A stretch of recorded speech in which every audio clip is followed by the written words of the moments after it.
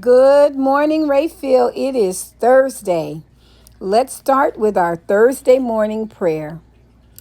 Remember, every day God takes you by your hand and says, "No matter how difficult the path you tread, I will never leave your side." It's another great day at Rayfield, and it's Thursday. And of course, we know that today is our day that we participate in our dance class and our exercise classes with Coach Al, Miss Shanley, and our piecework team, Miss Francesca and Mariana, who have been performing our exercise classes for us. We have just finished with a few self-love activities, and now we're going to talk about annually taking care of our teeth, taking care of our pedicure, manicure, all of those things we've talked about, getting a body massage, maybe monthly. We talked about daily, weekly, monthly, and now we're going to talk about those things that we need to do annually to take care of ourselves. There I am getting that pedicure, manicure, massage, all those wonderful pictures, healthy snacks that we've taken a part in, going to the salon and getting your eyes done and your nails done and your feet done. Well, guess what, folks? Annually, there are some very, very serious things that we must do to take care of ourselves. Now, let's talk daily. Our exercise might consist of running, walking, just very simple things. We've talked about people we can trust in our lives, things that we can do to relax. Walking the dog, housework. Although we don't think, or running, we don't think of those things as relaxing, but I do. And then other relaxation is people that I can trust and talk to. I can always talk to a parent, God, a caregiver. I can pray. We've talked about things that we can do to relax our body, like prayer, mediation, good food. Although we don't want to overeat, we're doing our taking care of ourselves and our self-loves. But I'm thinking of the conversation with God, the morning prayer that we have every day. Those small things that we can do to relax our mind and our body.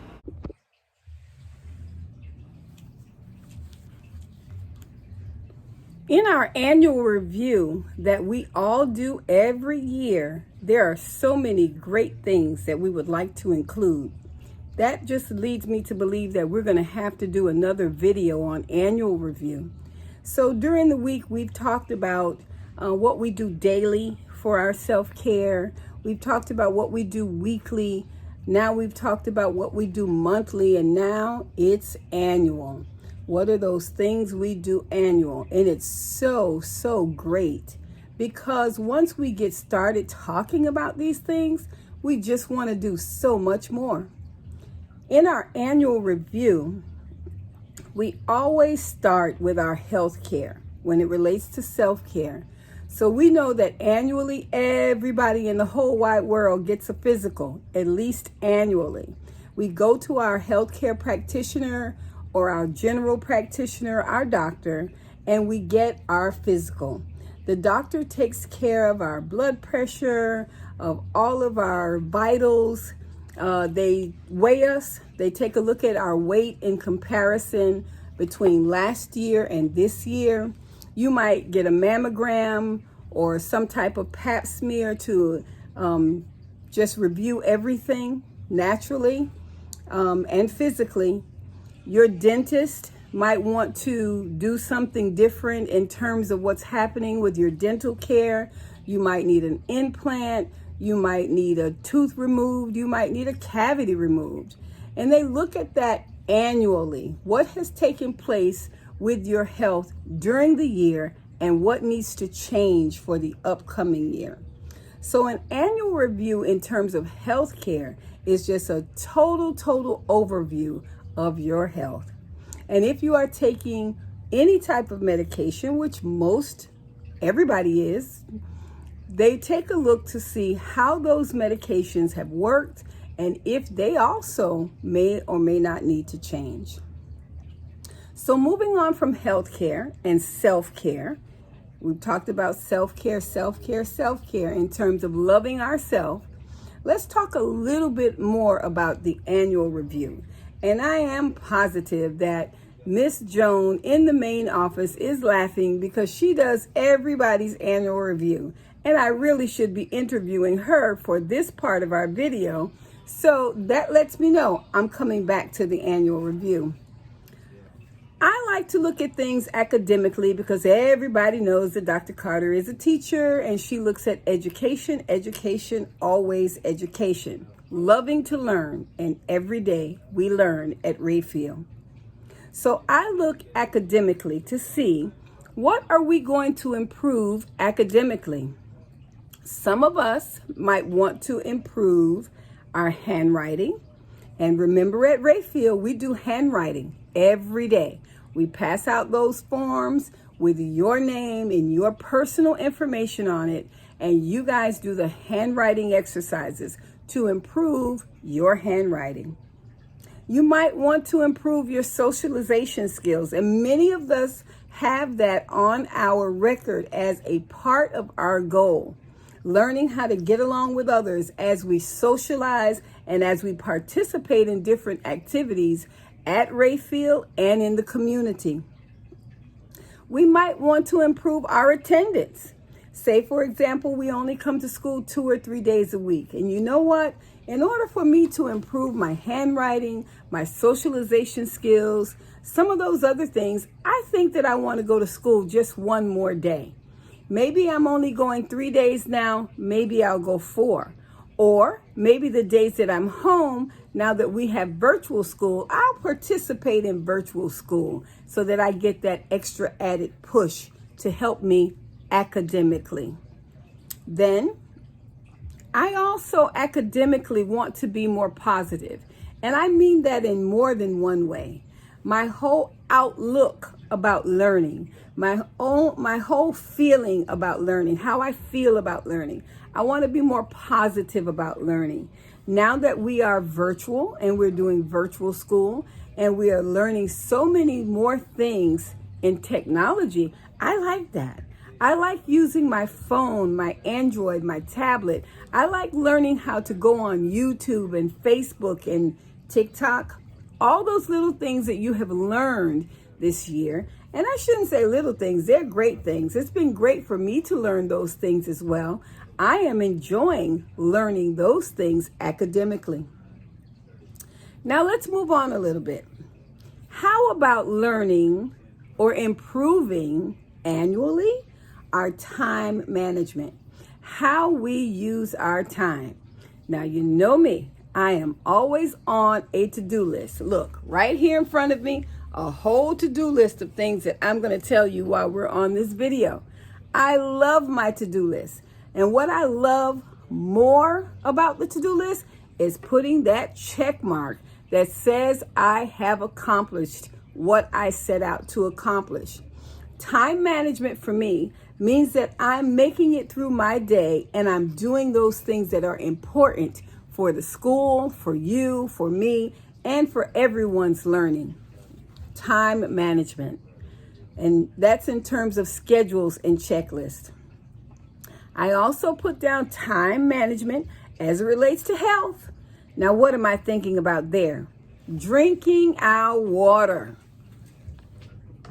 And I can always reach right in front of me and find water. What does time management have to do with water? Well, guys, it takes time to drink all of this water. So I even have a reminder on my phone that reminds me every hour it's time to drink a little bit more water. And that's how you get through your water in a day. It's very, very important. We have people who are in hospitals because they are dehydrated, not drinking enough water. That has a lot to do with time management. Okay? Might also want to add your trips to the bathroom. And I know that sounds kind of silly, but I have to tell you something. When you drink a lot of water and you don't go to the bathroom on time, it causes bladder problems. And then later on in life, when you try to get to the bathroom, sometimes you don't make it and you might wet yourself. And although that sounds kind of creepy, sorry I have to mention it, it's time management. Drinking your water and going to the bathroom, time management. Okay, let's move on a little further. Communication. Annually, I would like to improve communication. How do you do that? I'd like to be more clear when I tell you something. When I'm sharing a story or when I'm sharing an activity or an event or even a video, I want it to be clear. I want you to clearly understand what I'm sharing. So therefore, I want to effectively communicate a little bit more.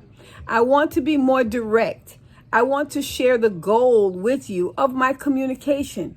And I want to share with you in a friendly way. So I want friendly communication. I want full communication. I want potential obstacles and barriers to not be there when I'm communicating. So another annual goal is better communication. The opposite of that kind of is listening.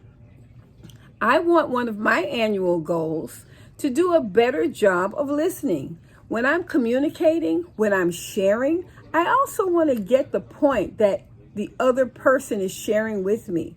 Or if I'm in a seminar or if I'm taking a class or even watching a video like this one, I want to listen more so that I understand what is being shared with me, right? I talked about handwriting. I talked about spelling. I talked about grammar. I talked about listening and communication. For me, that whole piece comes together in terms of listening. That's another goal. Now, you might want to set some new goals annually. And we all know, let's go back to Miss Joan in the main office, that when we get our goals, we set a new goal for the upcoming year. It might be that we just add to the goal that we have. It might be that we just change it a little bit. We tweak it, as we call it. We might want to subtract some things from that goal because we learned it. We mastered whatever that key term was. And I want to add something else in its place. For example, I'm doing such better job in time management with my water, with my drinking, with my this, with my that, time management. So I'm going to add something more to that part of my goal. I am going to add, let me see, I want to learn to count money better. So this year, I'm going to add counting my coins and counting my money to my goal. That might be an improvement on my goal as far as I'm concerned. I want that new skill added to my goal. I also want to do a better job of being happy with sharing criticism. I'm trying to say that in a way that doesn't offend anyone. I want to be more open-minded. When someone says to me that I did something wrong, I don't want to immediately be defensive. I want to say, okay, how can I do that better? That's being more open-minded. I want you to get that point because I'm going to come back to it. Maybe not in this video, maybe in the next one, but I'm coming back to being open-minded and receiving criticism in a positive way, receiving positive feedback. All right, and last but not least, my annual summary, annual review, annual improvement has to do with my weight. So I'm going all the way back to the beginning to health. When we think about our new clinic at Rayfield, everybody came into the clinic. I hope you've been there. If you haven't, let's get over there to Miss Kelly. And we weighed in. So one of the first things that we worked on was our weight and our health management. So we weighed ourselves. In terms of annually, we want to look at whether or not we gained weight this year or lost weight this year. So we can look at our charts in the main office and see how much did I weigh last year and how much do I weigh now? Have I gained weight or have I lost weight? And of course, we are praying that we lost weight or we didn't change at all. Maybe we stayed the same weight. So that's an annual goal, that we make sure we maintain a healthy weight. We took our measurements. We measured our arms. We measured our legs. We measured our stomach. We took our measurements in terms of our feet. And we're going to go into the clinic. We'll do a little bit of videos on that so you can see how that works and what's been going on over there. And we're also going to be receiving our annual certificates. I don't know if you guys remember last year, we have our progress ceremony. So our progress ceremonies are coming up and we're going to receive our annual certificates that go in our progress ceremony envelopes, and we're going to take them home. And so also annually with our certificates, one of the things that we're going to add at Rayfield this year is that not only are the staff going to do CPR, the students are going to learn how to do CPR. I think it's important that we all know these things. We're also going to talk very, very seriously about HIPAA because it's important. I've had students, staff, everybody say to me, you know, it's not nice when they talk about me. I get it. So therefore, we're all going to train on HIPAA. And for me, that's talking about each other. We want to learn more about that. We're always learning. And last but not least, we're going to do more training in terms of medication. Why? I hear so many times, you guys tell me, I don't want to take medication. I don't want to take a COVID shot. I don't want to do this. I don't want to do that. Well, let's learn, why are we doing that? What's important about our medication? How do we make an informed decision about our medication?